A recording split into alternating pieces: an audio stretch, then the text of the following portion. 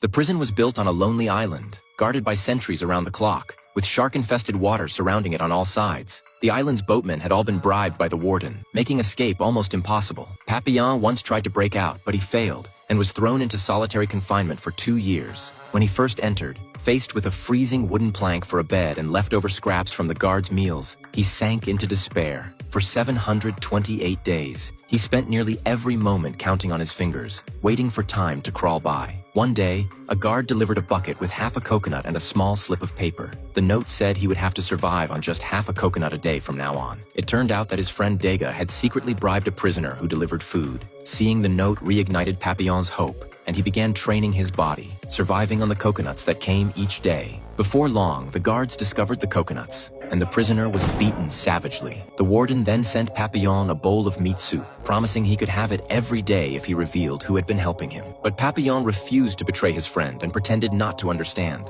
The warden flew into a rage, cut his rations, and boarded up his cell so he would spend the rest of his sentence in darkness. 2 years later, Papillon was dragged into the prison infirmary. When Dega saw him, he thought Papillon had been tortured into madness. Dega thanked Papillon for never betraying him and explained that he was now working as the warden's assistant. But the moment the nurse left, Papillon snapped back to normal. In truth, he had been faking insanity the entire time while secretly saving the sleeping pills the nurse had been feeding him. Papillon and Dega began planning their second escape. Dega analyzed the situation. This week, the warden would be entertaining guests with a movie night. This is a perfect time to steal the infirmary keys. They reached out to a prisoner named Maturette to help distract the guards, and bribed a sailor who knew how to navigate and handle a boat. That night, Dega spiked a bottle of wine with Papillon's stash of sleeping pills and handed it to the infirmary guard. It didn't take long before the guard collapsed. After taking care of the guard, they reached the final iron gate. Just then, a heavy storm broke out, forcing them to move quickly. The 4-man escape team rowed away from the island,